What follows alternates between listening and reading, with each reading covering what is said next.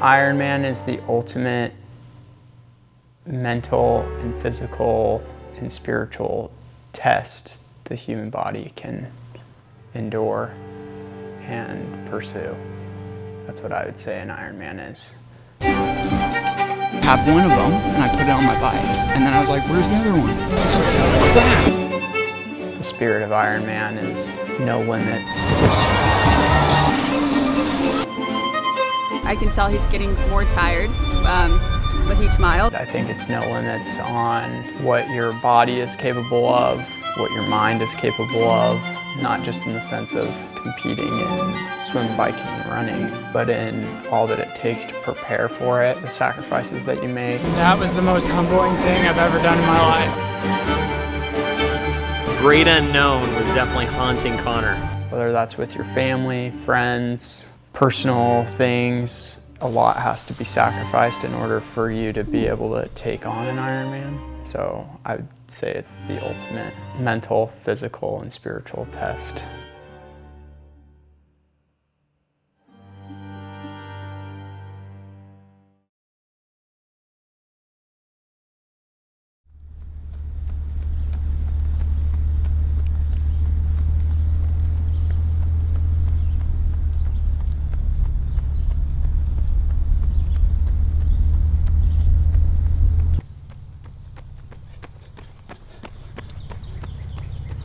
Just biking on vacation sucks. But we gotta do it anyway. 7.6 mile run out here in the hills of southern Missouri, northern Arkansas. Finished up 42 miles of running for the week with a lot of elevation gain, probably like over 5,000 feet of elevation gain. So good hill work for Lake Placid. 4 weeks to Lake Placid, baby. You gotta have a way to decompress, you know? You gotta find that. Because Ironman training's so tough, you gotta find some joy. But you're still training. Still training, just not as long, but still training. Still got in 15 hours of training this week. It's pretty good. Along with a lot of muscular work on the lakes from wake surfing. So watch out, my bike's gonna be stellar. I think it was interesting because the day before the race, I was the most anxious and nervous that I've ever been for a triathlon. Not just a triathlon, I was the most anxious and nervous I've ever been for any athletic event that I've ever done. It's over by those tents, by that big tent. Good, man. So I run from the swim through here, pick up my bag. My coach used to tell me you have about a 10 watt variance. 270 you can go up to try to get up through things, and down to about 250. But 250 to 270, you're ranging right there. Which honestly is exactly in my zone for my FTP. Which is like based on what they say to race an Ironman and not die on the run. I'm conservative with saying 260. Yep. And then it's all about that run. And start off the run conservative. It's all about getting a mile 20, and then at mile 20 you let it roar. A day prior to the event actually taking place, I just could not get my nerves in control the day before. And we spent time as a family, went to the Olympic Museum, and that was good to kind of distract myself and take my mind off things a bit, and it did calm my nerves a bit, but I was still just really nervous and just kind of feeling that dark cloud of anxiety hanging over me the whole day before. Do you need to go back and just chill? No, because I don't want to be in a room alone. Like this is much better because I can just like kind of. Yeah.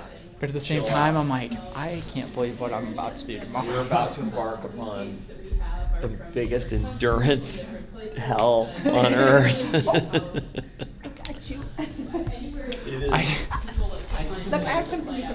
In my head, I have to like tell myself 112 miles of biking isn't that much. I'm like, it's not that long. I'm like, Just Oceanside and St. George together. yeah. I'm like, Saturday practice. You've done that. You've done longer than 112. I know, I did a 122-mile bike ride. And so that's why part of me is like, this is nothing. I can do it. Marathons, you've done so many. And you've done them well. And swimming, just view that as just a fun thing in the morning too. Part of the nerves too is like, I don't want to be on the run and all of a sudden things fall apart. And then in my head, I'm going to be like, I've got family out here supporting me. It wasn't easy getting out here.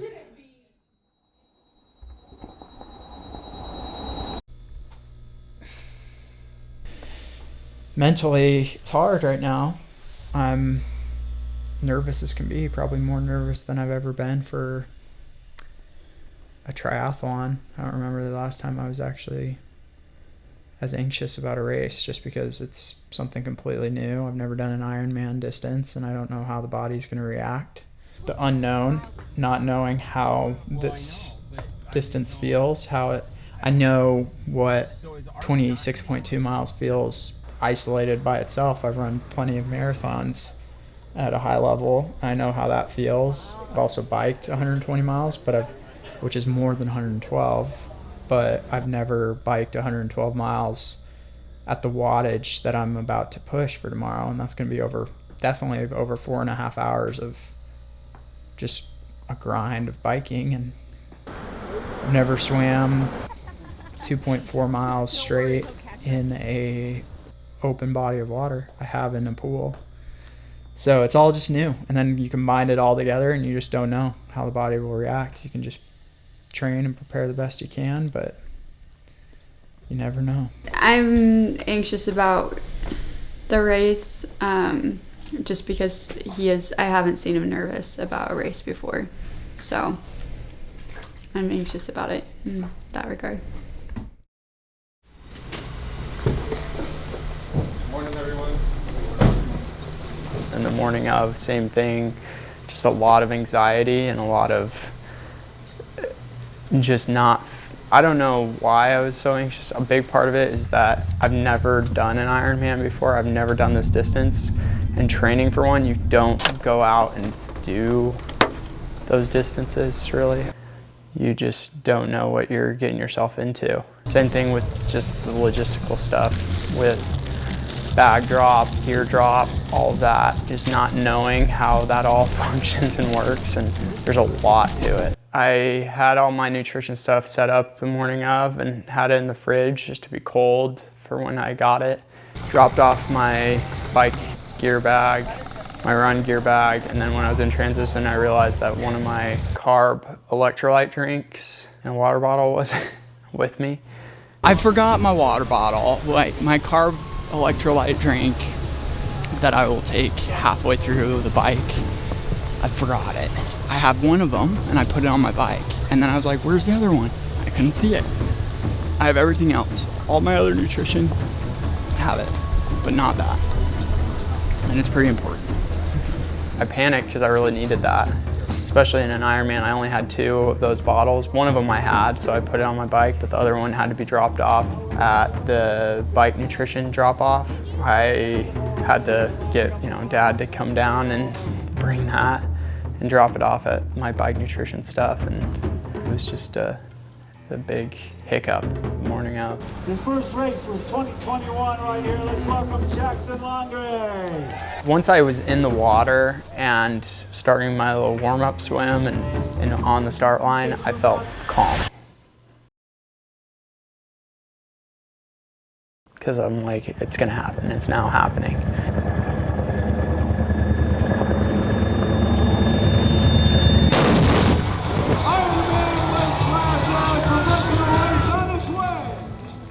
The swim was a really chaotic start, and I lost touch with the pack that I wanted to be with. Ended up just swimming with like a chase pack. Came out of the water, looked at my watch, realized that I was behind pace significantly from what I wanted to be. And then going into the second lap, I was swimming, I with all the age groupers that had just started their race. And I felt like I was just barreling over people trying to make up some ground, but it was really hard to do when you're just trying to swim around bodies, or in my case, swimming on top of bodies. So the swim just felt like constant chaos, and it was all a big blur. It just went by fast, but at the same time, it was a battle the whole time. It's a long run from the lake to the transition area, and I felt like if I had an opportunity to make up ground, that was where I could do it. It's just by running really fast, and I was. And I was coming down the hill towards transition, and there was a Penske moving truck backing out of transition. And I was like, what in the world is going on? And it just kept backing out, and it made the area for me to pass between the truck and getting into transition like very small. And everybody's yelling at the truck, stop, stop, stop, he's coming, stop. Or maybe they were yelling even at me like, wait, but I wasn't going to wait. And so I ended up having to dodge a Penske moving truck that was going backwards to get into transition. It was a chaotic scene for sure. The bike was really wet at the beginning because it had been raining that morning. That whole bike course is kind of a grind uphill for a good solid 10 miles. I got into my groove, and you come to this turnaround point where you can kind of see all your competitors, and I'm counting how many people are ahead of me. Then it was just trying to catch up onto, some riders that were ahead of me, and which I did, and finally got into a groove. I would catch people on the climbs. I was climbing really, really well. And that's where I was making up ground on people, was those climbs. It is such a long part of the race. You're on your bike for more than 4 hours. That I did find myself just kind of reflecting on my life, on my family life, my wife, my kid, my job, my spirituality, my relationship with God.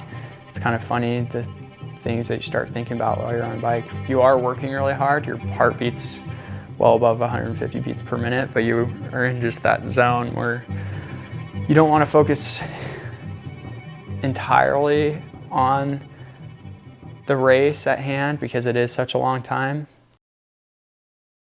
So the bike, he wanted to do it in 4:48. He ended up doing 4:52, so he was 4 minutes off the pace that he wanted.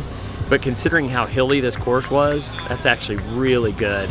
He actually averaged really good time and came out in 29th place, which honestly is impressive, and I think it sets him up for a good shot now.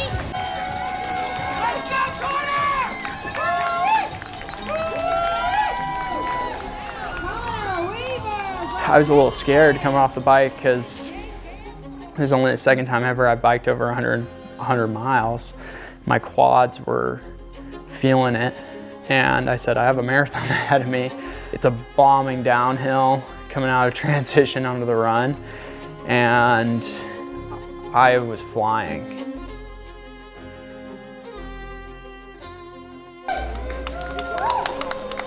Great job, pro triathlete. Great job. Looking good, looking good.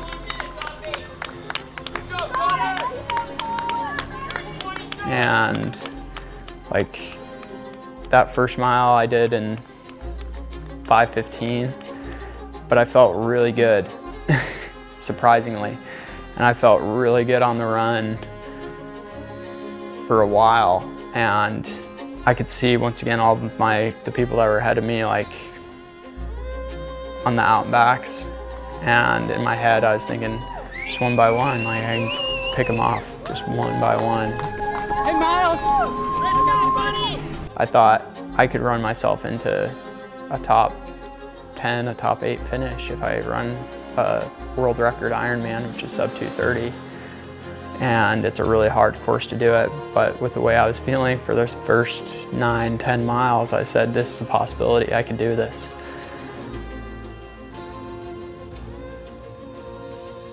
I can tell he's getting more tired with each mile, but he's looking good. Connor is wanting to place high enough to earn money, and I'm sure that's what's going through his mind. But probably more than that, actually, Connor's really hoping to break the 2:30 barrier in the run. And so he's probably just thinking, keep on pace to hit that goal. Yeah. He's in a good spot. But he, at the half marathon mark, giving us a thumbs up, that's a big deal. Yeah. Yep. Yeah. I'd say mile 14 is when I said I'm in really big trouble. Really big trouble. Because my body just started shutting down on me. And it was like a feeling I've never felt before in my life. Everything inside of me wanted to stop and quit and not even move anymore. And my mind wasn't even there. So I can't even say it was like mind over matter. In a way, it's mind over matter, but you start getting really lightheaded, dizzy, you're like hallucinating. It is quite the experience. My body completely was shutting down on me. And then I was just taking water and whatever I could get at each and every aid station, just trying to recuperate and get something in me. And I reached many points in that race where I was going very slow. You hit this major hill going back towards the finish line. The last little bit you go on and out and back, and the biggest hill there, that's where Dad was, and he was at the bottom of the hill, and he knew I was really struggling and really suffering, and he started running with me up the hill, just jogging next to me and encouraging me. He does hard things like you, man. I'm telling you, you got this. I didn't say anything back. I literally didn't have the energy to say anything back to him, and he even said, you don't have to say anything, just keep going. And I was really grateful that he was there. I was in a lot of pain and really struggling, and it was like the most humbled I had ever been in a race. And having Dad there, who's done Ironmans and obviously is my hero, just encouraging me was awesome, and just being right there next to me to help me out in that final stretch when it was really, really hard was awesome. Hannah too, just telling me that I could do it and that she was so proud of me was what Ironman's all about. I think the people that love you and care about you and sacrifice a lot for you, and then being there in your darkest moment during the marathon gives you the will to keep fighting.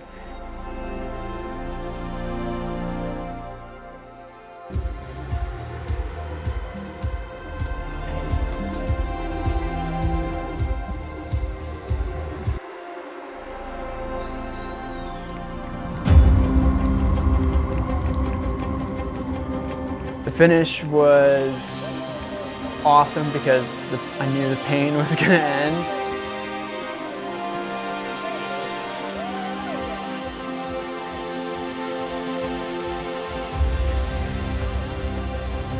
And it was awesome to hear the classic. Preston Weaver! Woo! How you doing, buddy?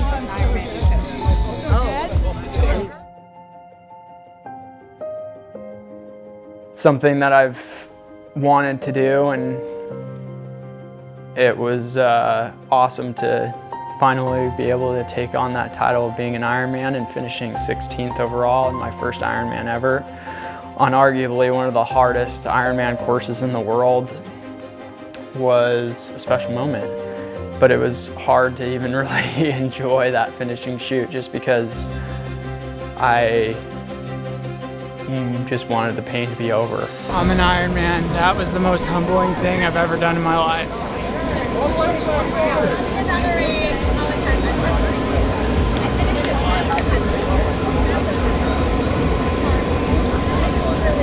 I'm just so happy to be done. I'm so happy. I've never been in such a dark place in my life.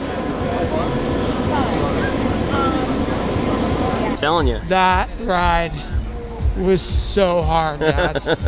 I can't even imagine. That run was so hard. Oh, that run looked horrible. It looked horrible. I don't think you know. I don't know. I don't know. I tried to run up that one hill with you because I knew that one was sucky. That's for sure the worst, but it is so hard, Dad. 20 years old, finishing second. This coveted race. Let's bring her home. Daddy is an Ironman. You're an aluminum boy. I'm proud of you. Thanks, Dad. There's just nothing like it. There's nothing like that. And I knew it. There's nothing like that. 8 times 2 is 16. Yeah. I will take that. 16's good, dude. First Ironman, are you kidding me? 16th overall. No experience. No experience. This course. This course. Yep. Congrats, Colin. That was fun. Thanks, Art. Well done. Well done. I'm glad somebody had fun out there. Hey, you took off, shot out of the cannon on the run, shot your shot, run it down, baby. That's what I say. Burn the bridge. I burnt the boats. I burnt the boats and said there's no going back. I think the first thought was that was the hardest thing that I've ever done in my life, and I don't know if I ever want to do that again.